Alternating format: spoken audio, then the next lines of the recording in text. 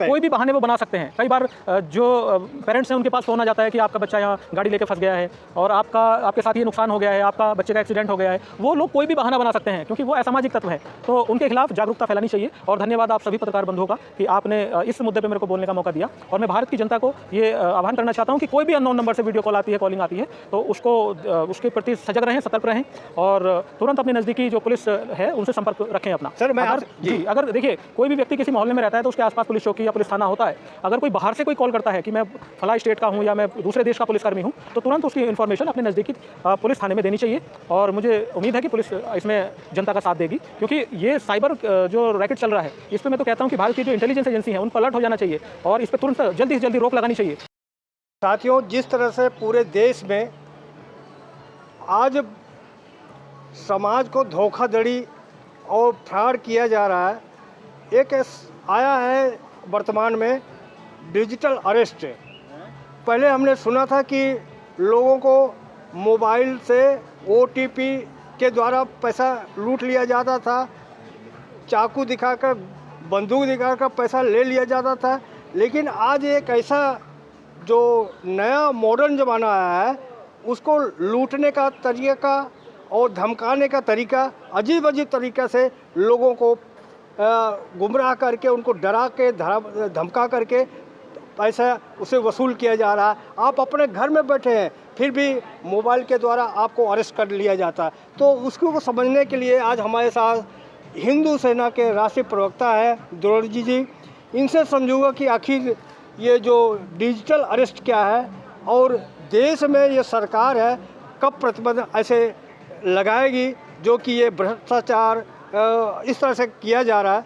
तो उन्हीं सब सारे सवाल इनसे जानूंगा। सर, आपसे जानना जो कि ये डिजिटल अरेस्ट क्या है सर? ये एक बहुत ही ख़तरनाक क्राइम है जो कि ज़्यादातर पढ़े लिखे लोगों के द्वारा होता है। और अभी मैं एक न्यूज़ देख रहा था तो उसमें आज तक की जो पत्रकार हैं उनको भी परेशान किया गया था और लगभग 2.5 घंटे उनको अरेस्ट रखा गया। तो इसके बारे में अवेयरनेस होनी बहुत ज़रूरी है। और वहाँ हमने देखा कि सबसे पहले वो कॉल करते हैं और फिर बातचीत करते हैं, उसके बाद वो कहते हैं कि आपका डिलीवरी आई हुई है, आपका पोस्टल लेटर आया हुआ है, कुछ इस तरह से। तो बाद में कहते हैं कि आपका तो इंटरनेशनल कुछ सामान आया हुआ है, आप कुछ इलीगल सामान भेज रहे हो, इस तरह का है वो। तो इससे बचने की ज़रूरत है। कोई भी कॉल आती है आपके पास, कोई भी व्हाट्सएप वीडियो कॉल आती है, तो अगर वो अननोन नंबर से है तो उस पर आप हमारी भारत की जनता को सतर्क हो जाना चाहिए क्योंकि डिजिटल अरेस्टिंग चल रहा है। मैं तो अचंभे में ये हूँ कि भारत सरकार क्या कर रही है क्योंकि हमारे बहुत सारे ऐसे लोग हैं जो इसका शिकार हो गए हैं देश के, और बहुत सारे लोगों से ठगी बड़ी बड़ी हो चुकी है। तो ये देश के अंदर बहुत ही तगड़ा क्राइम है और इसके खिलाफ सरकार कुछ नहीं कर रही है। सरकार उन तक पहुंच नहीं पा रही है, या जो हमारा डिपार्टमेंट है उसको लग जाना चाहिए उनको अरेस्ट करने के लिए, क्योंकि इससे लोगों की मेहनत की कमाई है, मेहनत मजदूरी, या जो भी व्यक्ति जो रोज़गार करता है चाहे वो किसी भी तरह का हो, तो वो अपनी मेहनत की कमाई इसमें लुटा देता है। सर, मैं आपसे जानना चाहता हूँ, इसमें तो जैसे अनपढ़ लोग, गरीब लोग हैं जिसको जानकारी नहीं है, इसमें तो पढ़े लिखे भी लोग फंस जा रहे हैं। तो कैसे आप गरीब आदमी को आपको समझाओगे जो अनपढ़ हैं? उनके लिए सिर्फ यही मैसेज है कि जब भी कोई अननोन नंबर से कॉल आती है तो अपना OTP ना बताएं, अपने बारे में बहुत ज़्यादा इन्फॉर्मेशन ना दें, क्योंकि जो जानने वाला होगा वो आपसे बहुत ज़्यादा इन्फॉर्मेशन नहीं चाहता है। और अगर वीडियो कॉल, व्हाट्सएप कॉल कोई आती है तो उसको अटेंड करने से पहले सोच विचार करें, और अगर अननोन नंबर से है तो एकदम से अटेंड ना करें। जब वो पुलिस के वर्दी में आएगा, CID बन के आएगा, तो इस तरह से कैसे बचें? ये हमारे जो देश के नेता हैं उनको ये जारी करना चाहिए एक मैसेज कि अगर पुलिस की वर्दी में भी कोई व्यक्ति आ रहा है तो जनता को ये राइट होना चाहिए कि वो उनकी ID वगैरह देखें और उनसे बातचीत करें। पुलिस से घबराना नहीं है। अगर कोई पुलिस की वर्दी में भी आ रहा है तो हमारी जनता को उनसे बात करनी चाहिए, क्योंकि पुलिस जनता की सपोर्ट के लिए होती है, डराने के लिए नहीं होती। डरना क्रिमिनल को चाहिए। तो हमें जनता में अवेयरनेस फैलानी पड़ेगी। जनता को जनता के संविधान ने जो राइट दिए हैं जनता को वो समझाने पड़ेंगे कि अगर कोई भी पुलिस आती है, पुलिस की वर्दी में कोई व्यक्ति आता है तो घबराए नहीं, उनसे बातचीत करें और आप पे अगर कोई एलिगेशन लगाता है तो उसका पूरा प्रमाण मांगें। किस तरह के क्राइम किया जाता है, किस तरह से आपको जानकारी में है? मैंने आज तक का एक वीडियो देखा था, उसमें आज तक की पत्रकार को उन्होंने 2.5 घंटे अरेस्ट करके रखा, और जबकि पत्रकार हमारे बंधु इतने जागरूक होते हैं, पढ़े लिखे होते हैं, वो तक उनके झांसे में आ गए हैं। तो उनसे कहा कि आपका कोरियर ताइवान से आया है और आपका आधार नंबर ये है, मतलब पूरी जानकारी। मैंने तो ये भी सुना है कि जैसे आपका फ़ोन आएगा कि आप लड़की सेक्स रैकेट में पकड़ी है और आपने इतना लोन लिया है, आपको यहाँ किसी गलत जगह में आप फंसे हुए, आपका लड़का वहाँ एक्सीडेंट हो गया है। बिल्कुल। और किस किस तरह से लोगों को फोन आ सकता है? कोई भी बहाने वो बना सकते हैं। कई बार जो पेरेंट्स हैं उनके पास फ़ोन आ जाता है कि आपका बच्चा यहाँ गाड़ी लेके फंस गया है और आपके साथ ये नुकसान हो गया है, आपका बच्चे का एक्सीडेंट हो गया है। वो लोग कोई भी बहाना बना सकते हैं क्योंकि वो असामाजिक तत्व है, तो उनके खिलाफ जागरूकता फैलानी चाहिए। और धन्यवाद आप सभी पत्रकार बंधुओं का कि आपने इस मुद्दे पे मेरे को बोलने का मौका दिया। और मैं भारत की जनता को ये आह्वान करना चाहता हूँ कि कोई भी अननोन नंबर से वीडियो कॉल आती है, कॉलिंग आती है, तो उसके प्रति सजग रहें, सतर्क रहें और तुरंत अपने नज़दीकी जो पुलिस है उनसे संपर्क रखें अपना। सर मैं अगर देखिए कोई भी व्यक्ति किसी मोहल्ले में रहता है तो उसके आसपास पुलिस चौकी या पुलिस थाना होता है। अगर कोई बाहर से कोई कॉल करता है कि मैं फला स्टेट का हूँ या मैं दूसरे देश का पुलिसकर्मी हूँ, तो तुरंत उसकी इन्फॉर्मेशन अपने नज़दीकी पुलिस थाने में देनी चाहिए।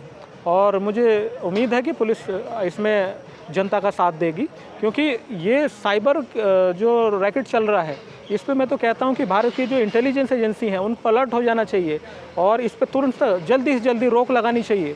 और सरकार के नाक के नीचे ये काम हो रहा है, देश के अंदर ये काम हो रहा है, जबकि कहते हैं बीजेपी वाले कि ये सजग सरकार है, मजबूत सरकार है, और वो कहते हैं कि डिजिटल सरकार है, ये टेक्नोलॉजी में बहुत आगे है। तो क्या खाक आगे है? लूटपाट बढ़ रही है आपकी टेक्नोलॉजी से, आप कंट्रोल नहीं कर पा रहे हो। आज मैं कुछ उल्टा बयान दे देता हूँ तो वीडियो रोक दी जाती है, वो चैनल ब्लॉक कर दिए जाते हैं। लेकिन जब इतनी ठगी हो रही है, व्हाट्सएप पे ठगी हो रही है, डिजिटल अरेस्टिंग कर ले रहे हैं लोगों को, तो तब सरकार क्यों नहीं एक्शन ले रही है? क्या सरकार इनसे हिस्सा ले रही है? तो ये सोचने का एक विषय है। सर नेशनल सीक्रेट क्या होता है? सर मैंने ये शब्द आपने नया सुना है सर। ये नेशनल सीक्रेट देखिए, राष्ट्र की कुछ चीज़ें होती हैं, जैसे कुछ इंटेलिजेंस एजेंसी होती हैं, उनमें ये ट्रेनिंग होती है, क्योंकि हम लोग जब पढ़ाई करते थे तो उसमें ये सब बताया गया था। तो कुछ नेशनल अपने देश के कुछ सीक्रेट होते हैं जो कि खास आर्मी को पता होते हैं या कुछ ऑफिसर्स को हमारे पता होते हैं। देश में कई डिपार्टमेंट ऐसे भी होते हैं जो कि गुप्त रखे जाते हैं, तो उनकी जो जानकारी होती है उसी को नेशनल सीक्रेट कहते हैं। तो वो कहते हैं कि नेशनल सिक्योरिटी के पर्पज़ से हम कॉल कर रहे हैं या इससे कॉल कर रहे हैं, वो कॉन्फिडेंस में लेते हैं। बाद में वो इतना डरा देते हैं कि आपको अपनी चेयर में, अपने ही घर में आपको वो अरेस्ट कर लेते हैं, वो हिलने तक नहीं देते। तो इसमें सजग रहिएगा और जागरूक रहिएगा। और सभी से एक बार फिर निवेदन करूंगा कि भारत के जितने भी लोग हैं जो व्हाट्सएप चलाते हैं, मोबाइल फ़ोन चलाते हैं, तो वो इसको अपनी जानकारी में रखें। और कोई भी अननोन नंबर से कॉल आती है तो अपना जानकारी जल्दी से ना दें। सर मैंने ये आपसे जानकारी लेना चाह रहा हूँ कि पहले लोग चाकू दिखाकर, बंदूक दिखा के आपको अरेस्ट करके आपसे पैसा छीनते थे, लेकिन आप तो कितनी दूर बैठा हुआ है, आपको घर में करा ये पर्दा बंद कर दो, आप एकदम बंद हो जाते हैं। तो इस तरह से कैसे उनको सावधान करें कि आप इस चीज़ से डरे नहीं? क्या करें? वो जानकारी ही बचाव है। अगर हम अपने बच्चों को, अपने फैमिली में इन सबको जानकारी देंगे कि अनजान नंबर से बचना है, अनजान नंबर से कोई कॉल आती है तो उनसे बातचीत कीजिए। और 30 सेकंड, कुछ 10 सेकंड का कुछ ऐसा नियम होता है कि वो रिकॉर्ड भी नहीं होती उस तरह की। तो अपनी बहुत ज़्यादा जानकारी देने की ज़रूरत नहीं है। और कोई अगर संदिग्ध मामला है तो उस पर लापरवाही बिल्कुल ना करें, तुरंत अपने फैमिली को बताएं और अपने नज़दीकी जो पुलिस स्टेशन है उनकी मदद लें। कहीं कोई दिक्कत है, हमारे पत्रकार बंधु हैं, हम लोग हैं, सामाजिक कार्यकर्ता हैं, उनसे तुरंत बताएं, क्योंकि वो लोग इस तरह का प्रेशर बनाते हैं कि वो कहते हैं कि किसी से बताना नहीं है। ये नेशनल सिक्योरिटी वाला, नेशनल क्या बता रहे थे आप? सीक्रेट का है, आपको बताना नहीं है इसके बारे में। अगर आप बताओगे तो हम आपको ऐसे फंसा देंगे, तो ऐसा कुछ नहीं होता है। और एक बहुत सारे तरीके चल रहे हैं। एक पीड़ित व्यक्ति आए थे हमारे पास, तो उन अननोन नंबर से एक वीडियो कॉल आई और जैसे ही उन्होंने ओके किया तो एक लड़की ने अपने कपड़े निकाल दिए उसमें। तो ये भी एक रैकेट चल रहा है। बाद में उनका वीडियो बना के ब्लैकमेल कर रहे थे। तो इनसे घबराने की ज़रूरत नहीं है, उनको तुरंत जानकारी अपने फैमिली में दें और उसके बाद उनको तुरंत पुलिस में जानकारी दें। सर एक और सवाल आपसे जानना चाह रहा हूँ कि ये हम लोगों का काम है समाज को जागरूक करना। तो अच्छा। जागरूक करने के लिए मैं आपसे जानना चाह रहा हूँ, क्या आस्था के नाम पे कानून का कोई उसका कर्तव्य नहीं, कोई वैल्यू नहीं है? क्योंकि दिल्ली में अभी कल दिवाली ख़त्म हुआ, पूरे दिल्ली में पटाखे छोड़े गए और जबकि बैन था। तो क्या इस तरह से पटाखे छोड़ करके जो कोर्ट का आदेश था उसको ऐसे मना कर दिया जाएगा? देखो, जो फेस्टिवल मनाए जाते हैं अलग अलग तरीके होते हैं, लेकिन मुझे नहीं लगता कि अपनी खुशी के लिए हम किसी पड़ोसी को या किसी बीमार को या किसी और व्यक्ति को नुकसान पहुंचाएं, कुछ ऐसा काम करें जिससे कि उसको परेशानी हो। हम ऐसा कभी नहीं चाहते हैं। लेकिन जो लोग ऐसा कर रहे हैं उनको ध्यान में रखना चाहिए। और रही बात कानून की, संविधान का सम्मान करना चाहिए। संविधान ने एक नियम दिया है कि जो चीज़ बैन की है तो उसका अनुपालन करना चाहिए। लेकिन ये कुछ लोग नहीं कर रहे हैं। तो ये जो लोग हैं तो इनको जानकारी में इनकी आना चाहिए कि ऐसा ना करें। भाई कानून जो है आस्था से छोटा है, आस्था बड़ा है कानून से। देखिए, कानून जो है संरक्षण देता है ना, लेकिन क्राइम या किसी भी अपराध को संरक्षण नहीं देता है कानून। कानून जो बना है वो नागरिकों की सुरक्षा के लिए बना है, नागरिकों की सपोर्ट देने के लिए बना है, नागरिकों को नुकसान ना पहुंचे इसलिए बना है। लेकिन अगर कहीं ऐसा लगता है तो हमारे जो लोग हैं उनको आवाज़ उठानी चाहिए। मैं खुद भी आवाज़ उठाता हूं, आप लोगों का सहयोग रहता है और ये नहीं होना चाहिए। अच्छा, एक चीज़ और समझ में नहीं आती कि जब हमारे घर कोई अतिथि आते हैं तो हम उनका मान सम्मान करते हैं, उनके लिए अच्छा भोजन बनाते हैं, उनके लाइटनिंग भी करते हैं, दिए जलाते हैं, यहाँ तक ठीक है। लेकिन बम फोड़ना, बारूद फोड़ना, तो इससे कहीं ना कहीं प्रदूषण भी होता है। तो अगर जीना हराम हो जाता है सर। हाँ, अगर हम कंजेस्टेड एरिया में रहते हैं तो थोड़ा सा ध्यान रखें कि पड़ोसी को नुकसान ना पहुँचे। हमारी खुशियों के लिए अगर पड़ोसी के आंसू निकलते हैं, बुरा मान जाते हैं मना करने पे। उनको देखो, जो कर रहे हैं ना उन्हीं को जागरूक होना पड़ेगा। क्योंकि कोई मना करेगा तो आप कहोगे हमारी धार्मिक आस्था को ठेस पहुंच रही है। जबकि श्री रामचंद्र जी ने तो कभी नहीं कहा कि आप पटाखे फोड़ो, है ना, दिए जलाओ, आप मिठाइयाँ बांटो, प्रेम बांटो, ये सब अच्छा लगता है। अब कोई अगर हमारे सबके घर में बुजुर्ग हैं, बच्चे हैं, है ना, तो अगर कोई धमाका होता है तो वो अगर डिस्टेंस पे हो तब तो खुशी मिलती है, लेकिन कान के पास होता है तो फिर थोड़ा सा परेशानी होती है। तो हम किसी को परेशानी ना दें। सर एक लास्ट सवाल जी। सर अभी ये दिल्ली सरकार और एलजी ने ये छठ पूजा के लिए छुट्टी का घोषणा किया है, क्या आपको नहीं लगता वोट के लिए ये सब किया जा रहा है? देखिए, छठ पूजा एक फेस्टिवल है और हम सभी को एक दूसरे के फेस्टिवल का सम्मान करना चाहिए भारत के नागरिक होने के नाते। अब पहले छठ पूजा की छुट्टी नहीं होती थी और अब से होनी शुरू हो रही है।